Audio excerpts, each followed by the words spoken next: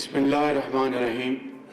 Federal Ministers, Field Marshal Syed Asim Munir, Chief of the Army Staff, Commandant, Command and Staff College, Major General Naseem Anwar, General Officers, faculty and course participants, Pakistan, the vanguard of our defense and the custodians of our sovereignty. Your esteemed institution reflects the essence of our armed forces, and courage is molded into leadership. Pakistan owes its peace to you and offers you its deepest gratitude. I also extend a special welcome to our guest officers from brotherly and friendly countries, and I would like to say a sentence. Akhwan al-Kareem min al-Iblad al-Islamiyya taban min al-Mamlakat al-Saudiya wa Iraq ahlan wa sahlan wa marhaba bikum. Antum ضيوف لكن إخوان شقيق. Alhamdulillah. Your presence here is a reflection of the excellent ties that we are privileged to enjoy with our friendly countries. Let me commend the Commandant of this great seat of learning for maintaining the highest standard of training and extend my heartiest congratulations to the course participants for the successful completion of your training. Ladies and gentlemen, today the threats we face are no longer limited to conventional battlefields. They are multifaceted, ranging from kinetic warfare to cyber attacks, economic coercion, to disinformation campaigns and hybrid threats that challenge both our borders and our ideological frontiers. The recent Indian aggression against Pakistan, violating our territorial integrity and targeting our innocent civilians, was not merely countered successfully, but instead we succeeded in turning the tables on those who are dreaming of establishing a new norm. On the diplomatic front, our offer of a neutral, independent and credible investigation into the so-called Pahalgam terrorist incident was brushed aside by India, that knew fully well that such an investigation would only uncover the ugly truth. With its false allegations exposed, India resorted to unleashing its missiles against Pakistan on 6th of May. Our response, both on the ground and in the air, left India completely baffled and shell-shocked, particularly after its Air Force lost several of their highly prized aircrafts and missile defense system. The Indian leaders had no option but to concoct patently false explanation for their losses. India tried sneaking in once again in the wee hours of 10th May, but their frustration was obvious, loud and clear. That very early morning, I received a call from Field Marshal Syed Asim Munir. He sounded calm, poised, yet confident and fully prepared. Throughout this crisis, his bold, courageous fearless and inspiring leadership stirred the armed forces and galvanized them as a wall of steel. Surely he has entirely earned the rare title of Field Marshal. Our counter-strike Operation Bunyanum Marsus destroyed the enemy's defenses and shattered the myth of their military might. I must also acknowledge the heroics of our Air Force, led by Air Chief Marshal Zahir Ahmed Babar, who displayed exemplary professionalism in downing enemy jets with precision and accuracy. Ladies and gentlemen, Pakistan accepted the ceasefire offer brokered by the United States and other brotherly and friendly countries in the interest of peace, progress and prosperity in South Asia. More importantly, India's much wanted claim that they would establish a new norm was buried for all times to come by our brave armed forces. On top of it, these claims were ridiculed by the Indians themselves. In fact, Pakistan had given India a bloody nose as it suffered a serious setback in both warfare and finest diplomacy. The unprecedented synergy of our armed forces, the civilian leadership, and the indomitable spirit of our people, steeled by our faith in the infinite mercy of Allah subhanahu wa ta'ala, granted us a glorious victory that will echo through the annals of history. In fact, it is Pakistan that has established a new norm in its relationship with India. Henceforth, we shall not allow her to behave in an arrogant and haughty manner ever again, inshallah. And if and when it does so, we will respond with full force. Nor will we ever allow India to weaponize water by holding the Indus Water Treaty in abeyance.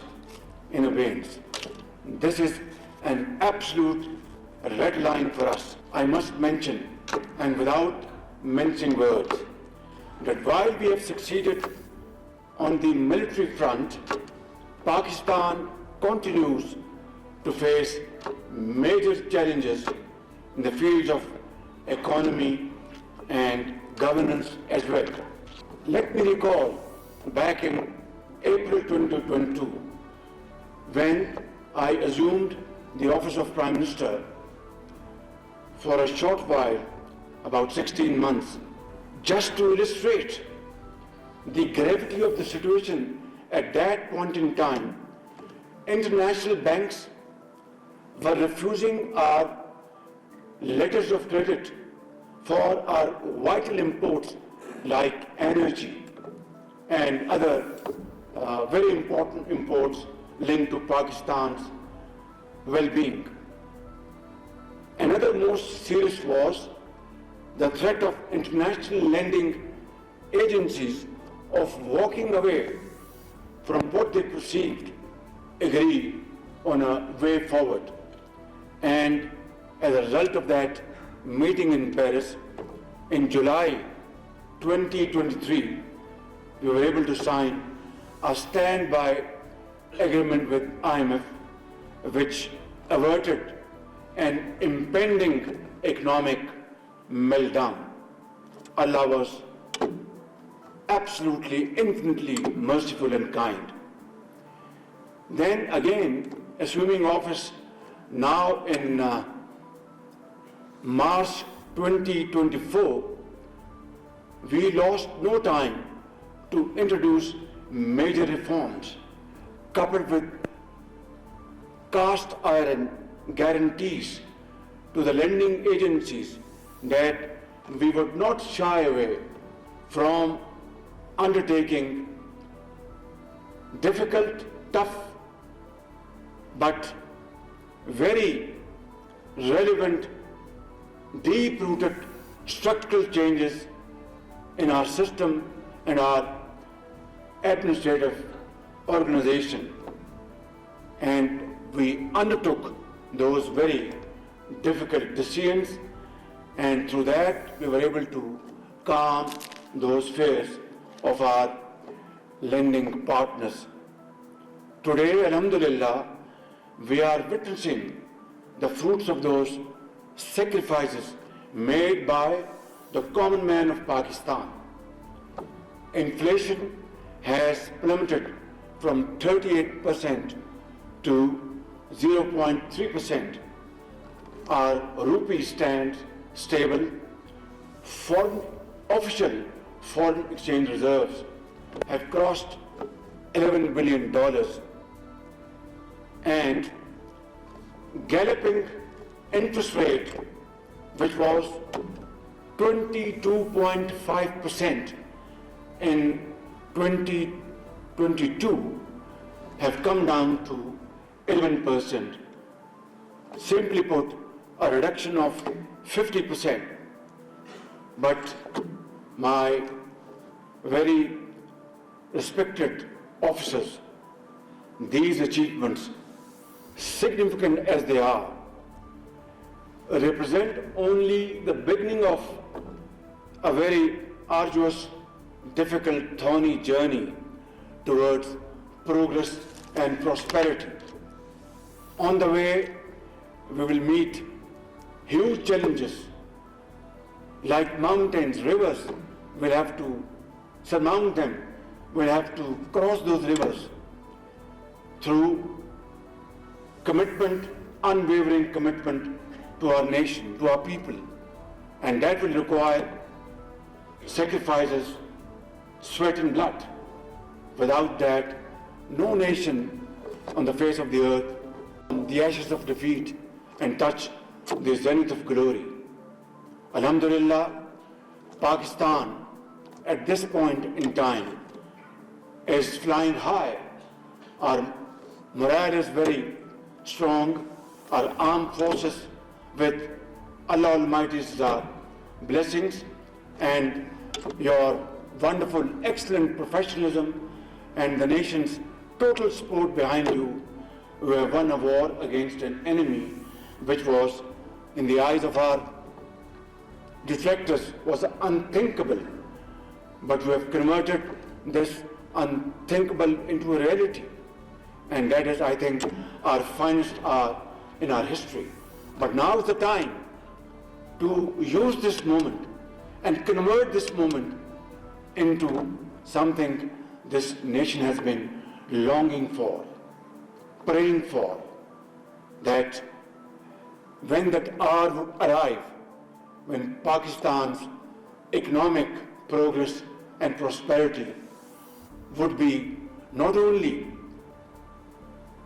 witnessed by them, enjoyed by them, but the world at large would stand up and respect Pakistan's grit and its hard work and its infinite efforts to achieve a point for which this country was carved out under the leadership of Quaid-e-Azam Muhammad Ali Jinnah, and sacrifices of millions of people who crossed rivers of blood on the way.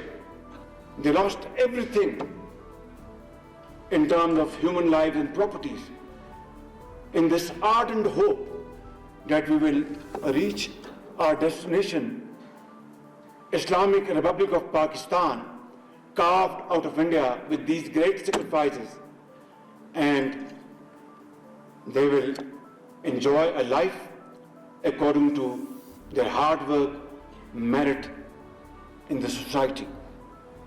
77 years down the line, my very honorable professional soldiers, that dream has yet to be realized. But as they say, It is never too late. This is the moment has arrived. It's all up to us to catch this moment and convert into a success story unparalleled in the annals of history. Difficult, but not impossible. I can guarantee you by the grace of God. It only requires, we have everything in this country. Allah Almighty has blessed us with these great brains, courageous faces sitting in this room and all over the country. Great talent, engineers, doctors, scientists, land, very fertile land, and natural resources. What we lack is the will to do. If we can really capture this moment, I can guarantee you, not only we will compensate for the losses of the past, but we'll have glorious future, and our posterity will be grateful to all of you and to all of us. So this is the time to act and act immediately. वो एक शेर, उठ बांध कमर क्या डरता है, फिर देख खुदा क्या करता है. मैं समझता हूँ कि ये वो मौका है कि जिसे आज पूरी कौम को इंतजार था. I will just highlight a few indicators that as compared to last year, our revenue collection is more than 28% than last year. And our GDP, tax ratio to GDP, which was 8.8% last year, today it is going to touch by 30th June, hopefully 10.4%. But although it is highest in the last 6 years, but it's a long way to go. We have to touch at least 15% if we have to have meaningful growth, development in the four nook and corner of Pakistan. My wonderful officers, I'd like to mention a few humble achievements this government has made in the last 14-15 months. Through our joint efforts, we have shown zero tolerance for corruption. And I'll cite you only one example. Federal Board of Revenue, less said the better.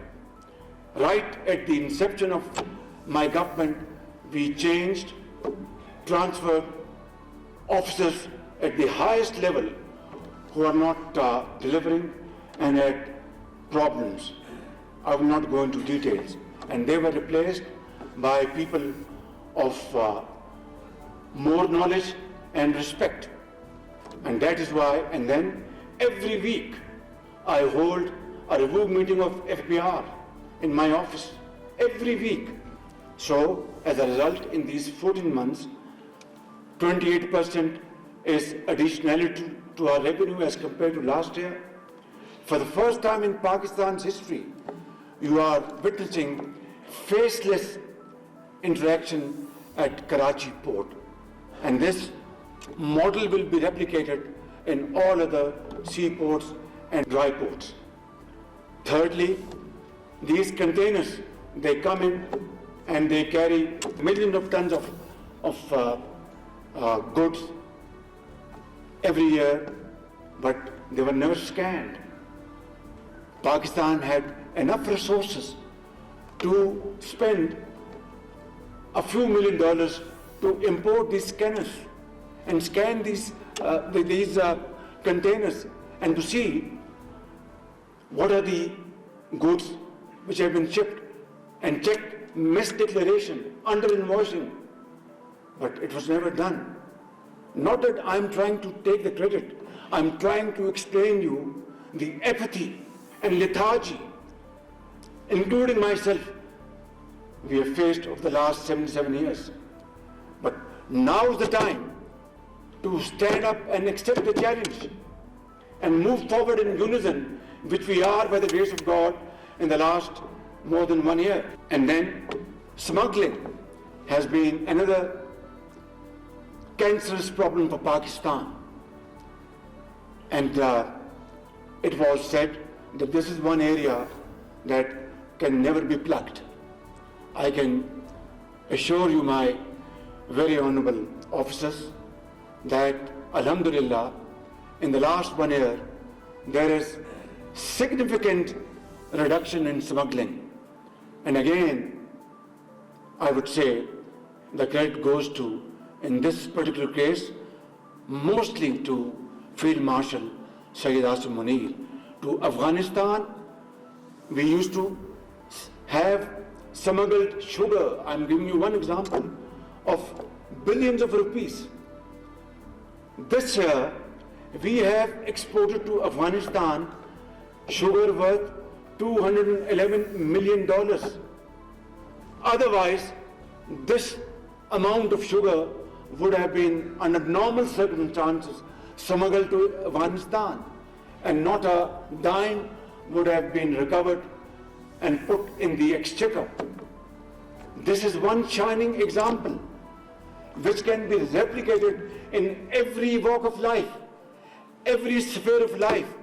Again, what it demands the will to do. Otherwise, we have everything under the sun to convert this land into the most beautiful and most progressive land around the globe. Then, in power sector, there is massive leakage, pilferage, चोरी होती है बिजली 500 अरब रुपए की साल की. फिर वो IPPs, they have made their profits. This is the first time that these IPP agreements have been renegotiated. And coupled with other steps we have taken, Alhamdulillah, 2 months ago, I announced a respite of rupees 7 per unit in electricity tariff across the board. So these examples I have quoted here not to impress you, but for your kind consideration that this is how nation can be built by the grace of God. Then we are moving in crypto and blockchain technologies. We are fast moving towards motion of information technology, spending huge sums of monies to train our HR. For example, 1,000 agri-engineers, fresh graduates from all the 4 provinces of Pakistan are being sent to China to acquire modern technology in the field of agriculture. Imagine Pakistan, an agrarian economy, and yet at times we are exporting wheat, at times we are importing wheat, at times we are exporting sugar, at times we are importing sugar. These are the challenges, and these challenges have to be met with full commitment, like I've just mentioned a few examples. A few drops in the ocean, like drop by drop, it will become a flowing river by the grace of God.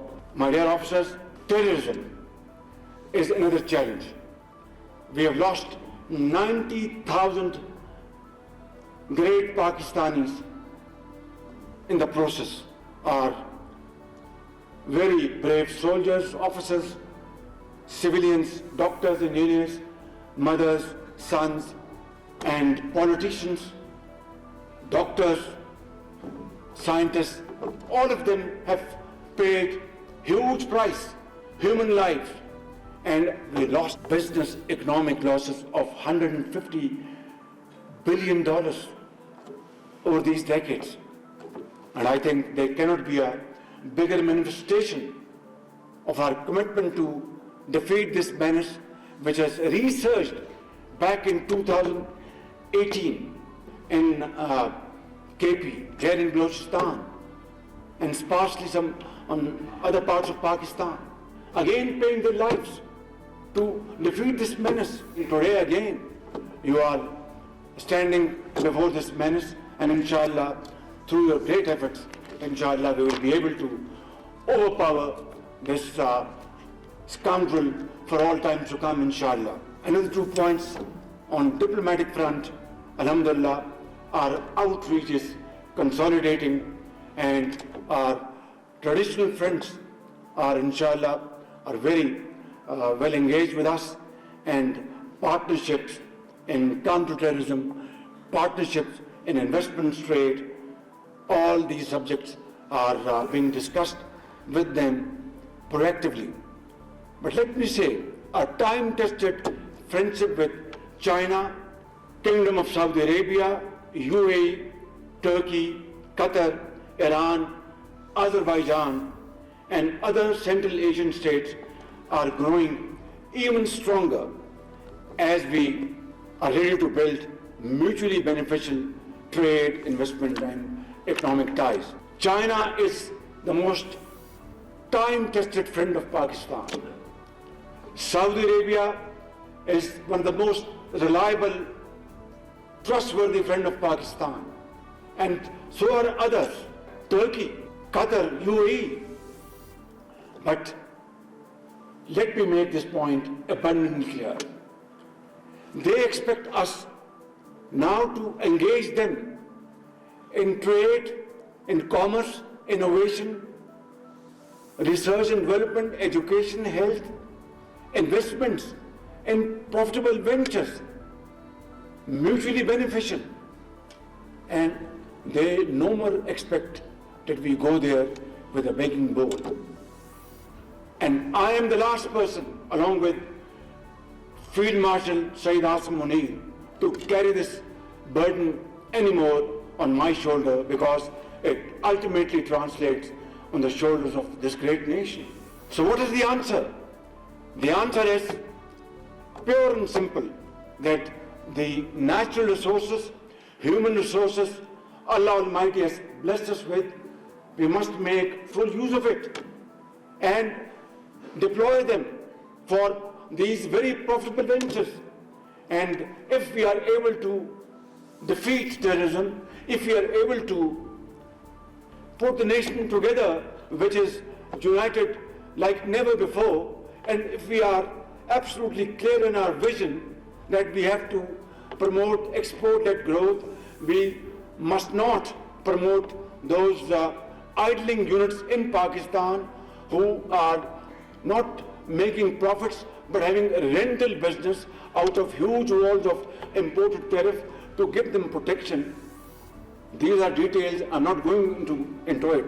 Suffice it to say that sky is the limit for us to, alhamdulillah, be ready with these large investments. We are carving our path forward, our way forward on these lines.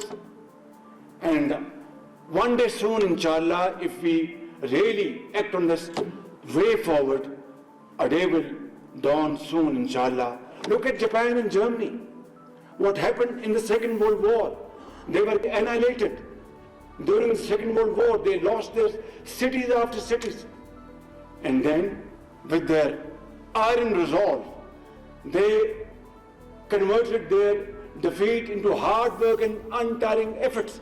And within 60 years, 70 years, they have touched the zenith of glory through untiring efforts, through blood and through sweat. And today, Germany and Japan, they count amongst the first 10 most growing economies in the world. Why can't we be? I think it's a question we have to ponder over. And I can tell you, if we seriously and sincerely ponder over this question, the answer is loud and clear. जब अपना काफिला अज़्म व यकीन से निकलेगा, जब अपना काफिला अज़्म व यकीन से निकलेगा, जहाँ से चाहेंगे रास्ता वहीं से निकलेगा, वतन की मट्टी मुझे एड़ियाँ रगड़ने दे, मुझे यकीन है चश्मा यहीं से निकलेगा. This is how we have to move forward. There is no other way. Finally, I'd like to say, your journey is here as a continuation of a long legacy of your predecessors who held high the flag of Pakistan, not only in combat, but were also at the call of duty in times of floods, earthquakes, and other natural disasters. And more recently, and in this tenure, you have contributed immensely in all facets of nation building, including trade, economy, and investment. I also wish to honor the quiet strength in each one of you and your families who bear their own burden of sacrifices. The mother who sends her son to a freezing outpost, the wife who raises a family while her husband serves on the frontier, the child who grows up cherishing medals instead of memories. They may not wear the uniform, but their patriotism is embroidered in every thread of our national fabric. Ladies and gentlemen, I want to conclude with a parting thought. You have chosen a path of selfless service, one that demands courage, fortitude, loyalty, and sacrifice. In your hands lie not just the safety and security of our borders, but the very ethos of Islamic Republic of Pakistan. May you always be guided by integrity, duty, and faith. May your courage inspire generations to come, and may your outstanding service shine forever as a beacon of hope and pride for this great nation. May Allah Almighty protect you and our beloved homeland, Pakistan. Zindabad.